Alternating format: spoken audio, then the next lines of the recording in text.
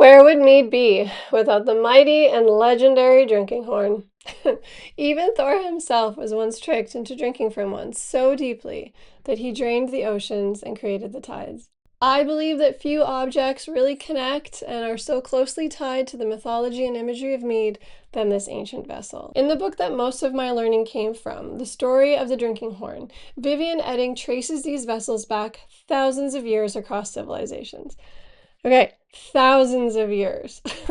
So, because a discussion over epochs doesn't really let me get into the details and nitty-gritty of things, which is where my happy place is, I'm going to instead focus on only a small segment of time, to arguably the most recognizable historical and cultural reference when it comes to both mead and the drinking horn.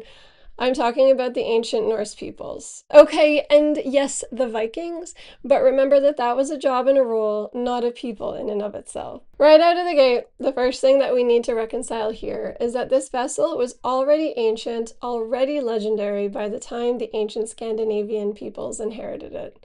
Edding emphasizes how these horns moved constantly between cultures through trade, conquest, diplomacy, migration, and of course, feasting traditions. From the Scythian horse lords of the Eurasian steppe, who buried their warriors with ornate horns, to ancient Greece, where Dionysus, the god of wine, ecstasy, and wild celebration, was often depicted carrying one, to Roman ceremonial feasts honoring the dead.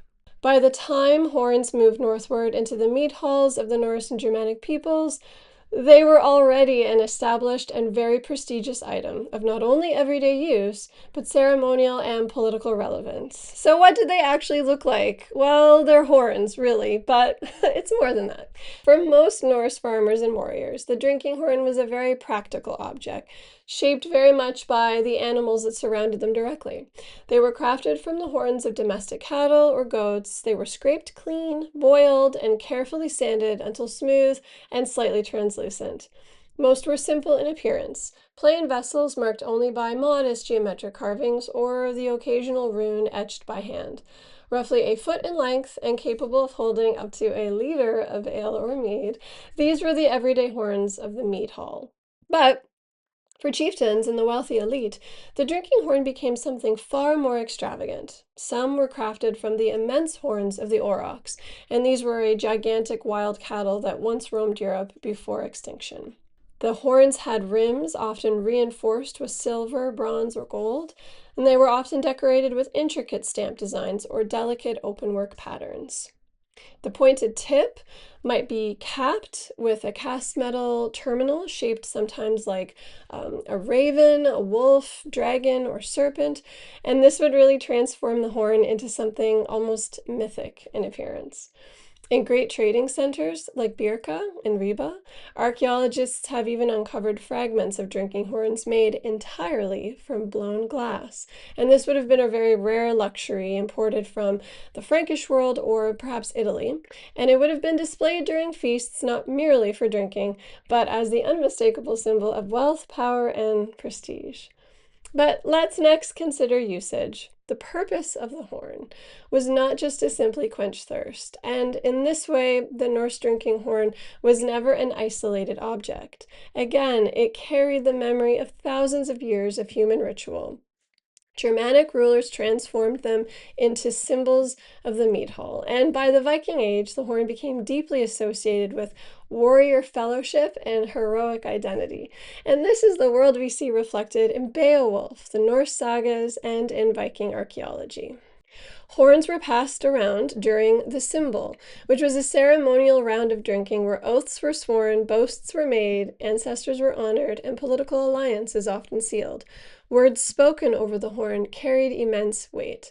To swear falsely during ritual drinking was not just embarrassing, it could be spiritually dangerous.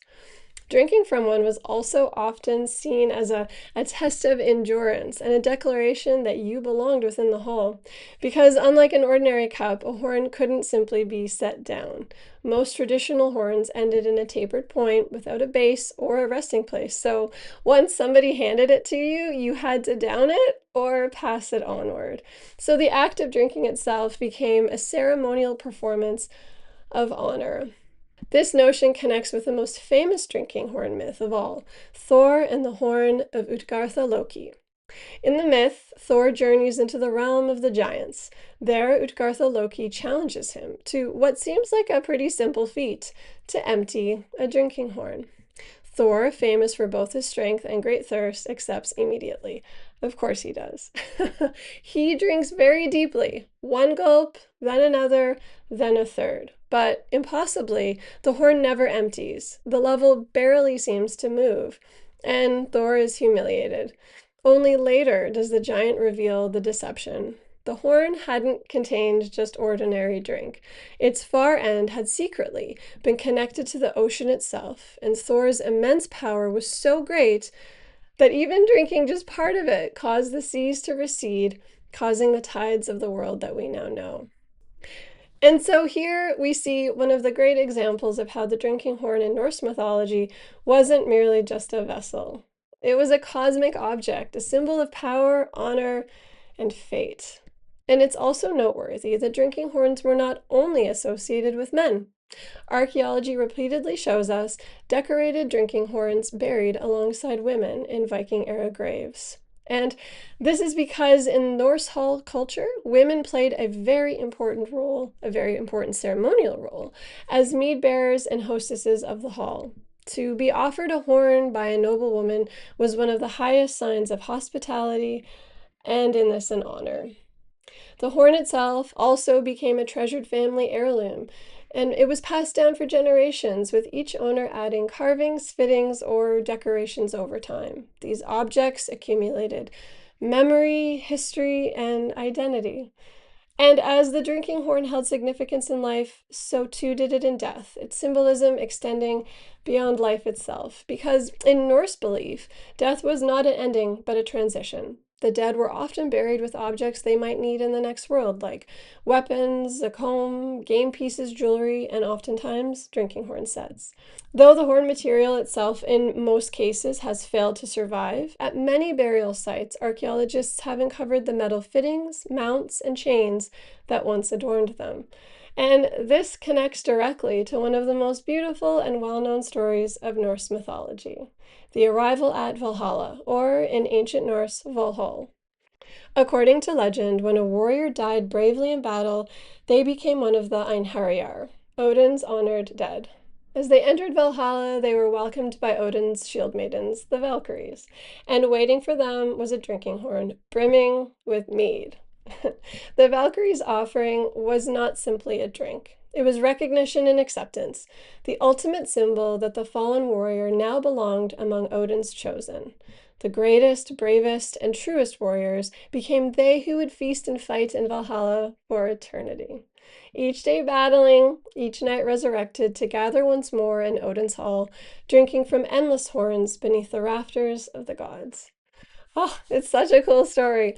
And this imagery appears repeatedly in ancient Scandinavian artwork, on gold foil figures known as gullgubur, on Gotland picture stones, and throughout much Norse visual culture. The curved horn, extended outward by the Valkyrie, has become a sacred symbol of divine welcome, even now.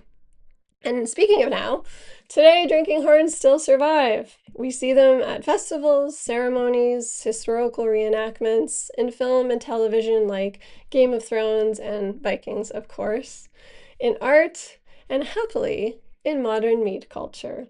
And perhaps this is fitting, because to drink mead from a horn is an ancient expression, and it likely felt super old even hundreds of years ago, which is fantastic.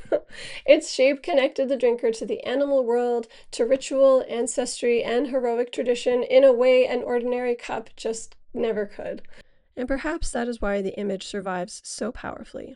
The ancient beverage, the legendary vessel, forever intertwined, even today. May mead be on your table.